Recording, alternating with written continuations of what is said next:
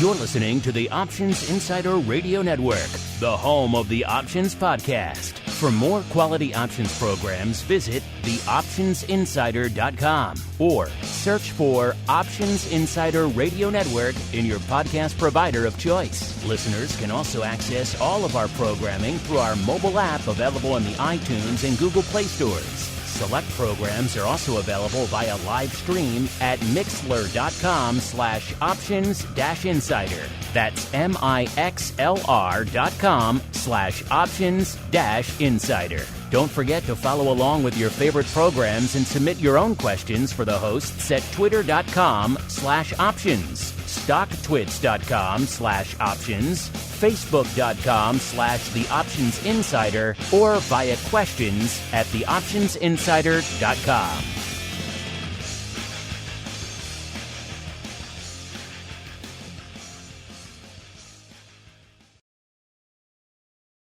Welcome to the Options Playbook, the program where we break down cutting-edge option strategies and explain how you can incorporate them into your own portfolio. Whether you're looking to grow your capital with some offensive maneuvers or protect your investments with defensive plays, you can find them all in the Options Playbook.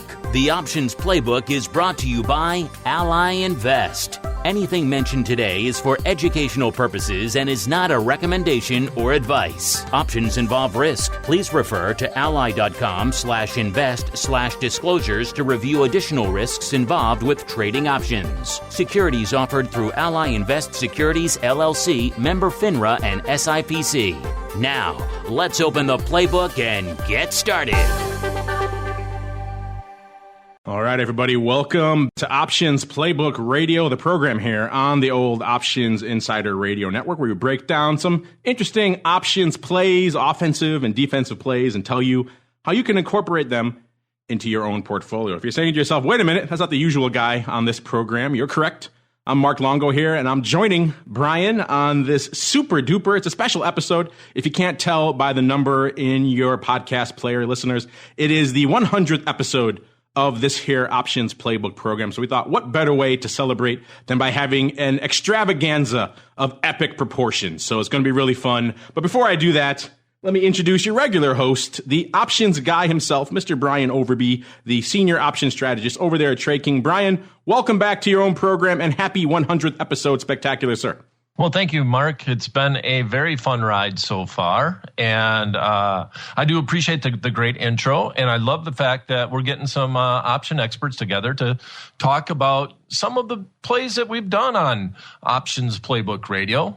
We've recently started to get into, after we got through all the basics, we talked about the Greeks, the pricing, we got into each and every strategy that is actually inside the Options Playbook and outlined. And then we started looking at some paper trades, some scenarios that some of the plays might apply to. And a lot of these are around earnings. And I decided to go on out and, put out these paper trades to some other option experts and see what they think about them. And I'm very happy to have Andrew with me today from Option Pit. And I proposed episode 95, which was an iron condor that was done on Wednesday, the 20th of January. And this iron condor, I guess I'll set this up for it. And I want to talk a little bit to Andrew about, what happened with the condor and what his thoughts were.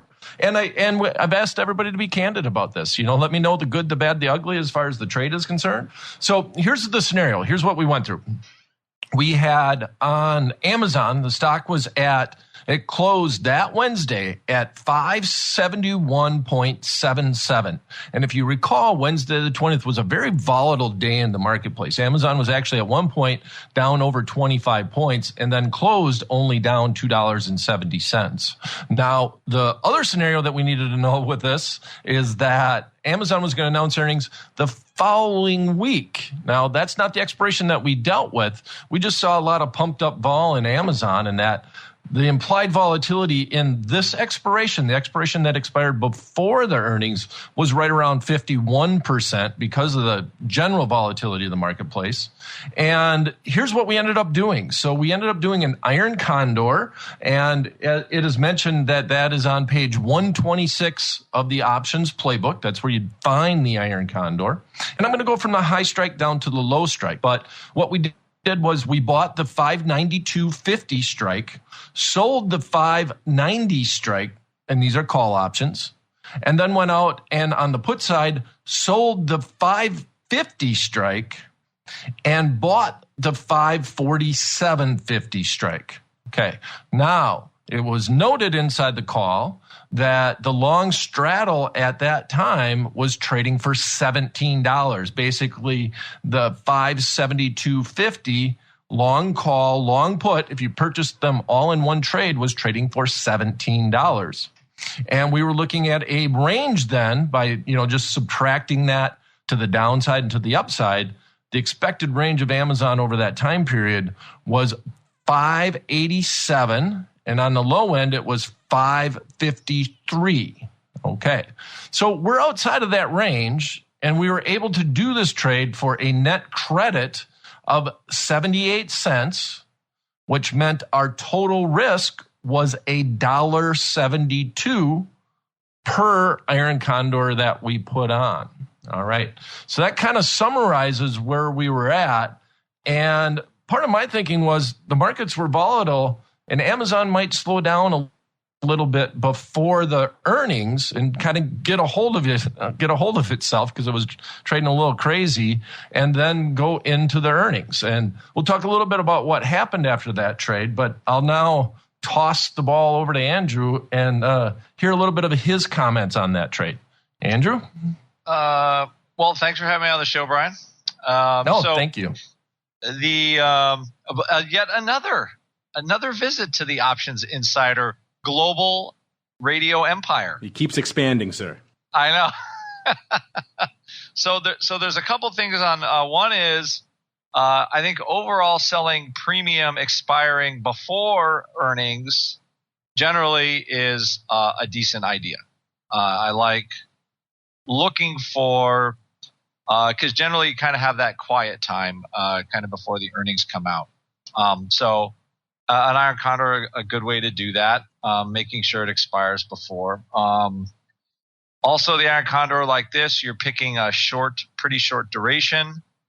So you're going outside one standard deviation. So all of that stuff, I think, is kind of the right way to look at selling option premium. Basically, you want to sell it and you want it to evaporate or the volatility collapse as soon as humanly possible. That's how I look at selling anything. So at least from a setup point of view, those were good. I think kind of the right way to think about it. On the flip side of that is, on the 20th, I believe, I'm just looking back, I'm trying to think, on January 20th or so, let's see, what was that, the 21st, January 20th, so VIX was almost 30. So what I call that for my trading when we teach at Option Pit, that to me, that's like zone 4, which is sort of the danger Will Rogers. We don't sell any premium in zone 4. We look at long gamma trades overall. So I know it's going to sound funny to people, but we find ways to try to sort of trick the long gamma. So I really am looking for trades that make me money when the underlying moves. So I would say if I'm in like zone 1, 2, 3, and you get this kind of pricing in Amazon prior to earnings, where it closes, I'd say, yeah, that's a good idea. I'm in zone 4, I sell nothing. That's the easy answer. Okay, interesting way to approach it. So basically, I was excited from the volatility aspect, from the volatility of the market as a whole. And when you said that you want to be long gamma, in other words, you're looking to buy strategies when the VIX is over 30 that are basically gamma positive, that you're looking for gamma to explode on. What would be that type of trade that you would look at, Andrew? If you were looking, as opposed to doing something like an iron condor, what would you be looking to do? Right. What would so be what one we do example? is, so an example for that is, so generally for me, anything over 23 VIX, so we're moving at 1.5% per day on average, or more. So I would look, the basic stuff is what we call kind of a fly with a kicker, where I, let's say, buy a call or a put if I have a directional bias. And then I hedge with a butterfly that's out of the money to 1 standard deviation. So if you get a move down, right, the delta flips from, let's say if I'm going to buy a call and then I buy a fly. And what I'll do is I will also, sometimes I will trick the duration, meaning if I'm worried about the market, I want the fly to be nearer term. So if I get the downside move that's hard, my fly will kick. It will make me money. I close it and I pay for the fly and the call that I bought, right? Now I have the upside for a credit, and I just let Mr. VIX at 23 go down and up and down and up, and I have a chance for the trade to be a real home run. So that's one type of position. I got a bunch, but that's the idea of, again, depending on the type of instrument, is it the index? Is it an equity? Is it an ETF? What's the term structure look like? So we try to find trades that are going to give us the risk reward profile to sort of fit the high realized vol. And that's the idea. And the one big thing I see there, Andrew, that you mentioned is, the gamma of a butterfly. A lot of people don't even think about that, but with a few days remaining to expiration, a butterfly can basically explode as expiration approaches if it's within the sweet spot. And so that's basically your hedge. You're looking at something that's long, that's getting killed by time decay and maybe a volatility crunch, quote unquote. But then you also have another trade that goes along with it that is positive, that wants that volatility crunch, and also is positive time decay. So that's a very interesting way to approach it. Did I sum that up fairly well? Pretty good. And I generally try to aim the direction of the fly where I think the volatility is going. So, if normally with a trade setup like that, I'll buy a put and a call fly. So if the market goes to 0, I want the put to expand infinitely, right? If we do get that rally back, I want the call fly, the vol to compress, and then the value of the call fly explodes. So that's kind of, I set up something like that when the market, and I don't want to just go out by a strangle necessarily, because like you said, there's, that's decaying like a madman. So you got to be careful. All right. Very interesting approach. Now, what did happen with this iron condor is that it eventually got a little scary. The very next day, and one thing that I was amazed, so some of my thoughts about the iron condor and why I thought it was an interesting paper trade. And, once again, on Options Playbook Radio, we're always just trying to learn. We're not really trying to put these trades out there as recommendations. But the fact that we could get 78 cents, more than, the expected move out of the money for a $2.50 wide iron condor. And that was kind of surprising to me. I expected that premium to be trading for like 30 cents or maybe 25 cents. And I kind of like the concept that I could get that trade off and hopefully get at least half that premium on the next day to expiration. Basically, I didn't necessarily I didn't want to be in the trade all the way to that expiration date. And I guess that talks a little bit to your point on gamma, Andrew, and that if this thing got anywhere close to the money, and I outlined that on that episode 95, I think I got that right. Yep, episode 95. That if that thing got anywhere close to the short strike, we were just going to get out of that trade. And we're going to take our lumps or maybe even make a profit, depending on what happened to vol and what happened to time decay.